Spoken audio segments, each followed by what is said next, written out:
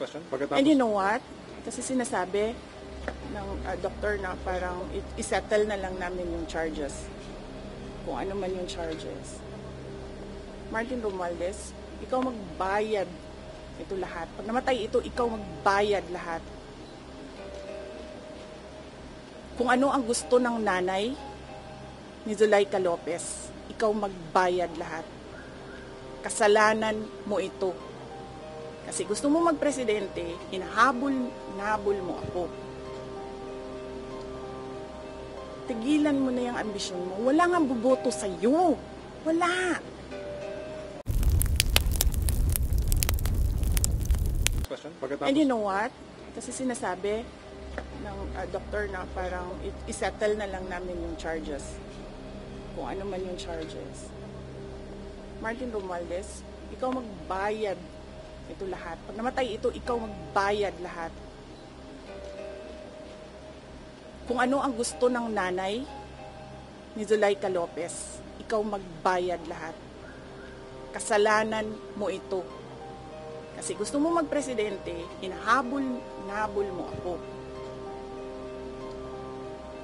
Tigilan mo na yung ambisyon mo. Wala nga buboto sa'yo. Wala. Ano na po mangyayari pagkatapos po nito? Anong plano nyo at anong hakbang gagawin nyo pagkatapos po nito? Nandun yung dalawang lawyers. So, ano na ako, sabi ko, can I just think as a friend right now? Ayoko na mag-isip as a lawyer. So, sinabihan ko silang dalawa doon, kayo na mag-isip as a lawyer.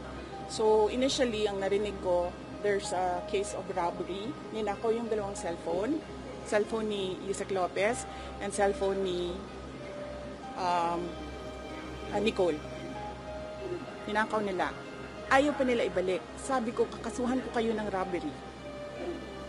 Kasuhan ko kayo ng pagnanakaw. Doon pa nila binalik. Nung sinabi ko sa kanila, nagnanakaw kayo ng cellphone. Hindi namin alam kung anong ginawa nila sa cellphone, di ba? Kung saan nila sinaksak yun, kinuha kung ano yung mga information doon sa cellphone. Hindi ba paglabag yan sa karapatan ng isang tao to privacy ng cellphone nila? Humingi kami ng tulong kasi hindi namin alam kung anong gagawin doon sa loob. Walang tumulong sa amin. Wala. Alam nyo, kung ako lang yun mag-isa doon, kung wala akong mga security, wala akong mga escort, hindi namin alam kung anong gagawin namin. Buti na lang may mga lalaki.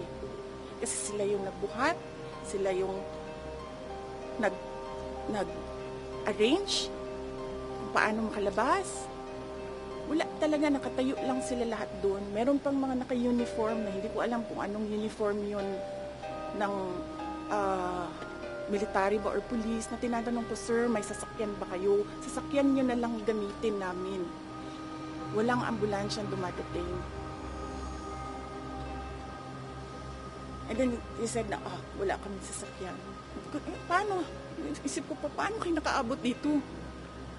Naglakad kayo? Ganun yung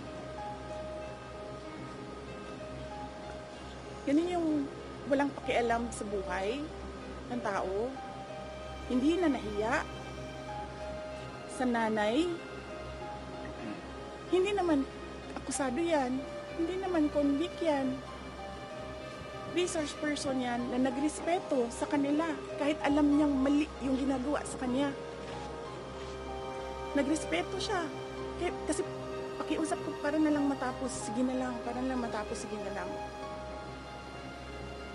Nilagay nila doon kasi nandun ako sa House of Representatives. Bakit? Sila ba may-ari nung opisina ni Congressman Pulong Duterte? Di ba siya? Dahil sa kanya inassign yung kwarto na yon. Kanina, nagko-cooperate pa ako, nagiging mabait pa ako, sinasabi ko austerity measures yung pagpatay nila ng kuryente. Hindi lahat ng tao doon nagsasabi sa house, hindi pinapatay ang kuryente. Pinapatay ang aircon. Pero ang kuryente hindi. Sa tingin nyo, ano pong magiging hakbang Tapos sasabihin nila, kasi nandyan ka, so kailangan namin i-on ang aircon, kailangan namin i-on ang electricity. Ano ba sinabi ko? Edi i-off ninyo. Sinabihan ko. Anong pangalan ng general na yun? Sinabihan ko. Sabi ko, sir, hindi ko naman kailangan kuryente. Hindi ko kailangan ng aircon. Sa opisina ko, hindi ako nag-aircon. Ayaw ko ng aircon. And it turns out, nalaman ko, sira pala din talaga yung aircon sa opisina ni Kong Kulon. So wala talagang aircon dun.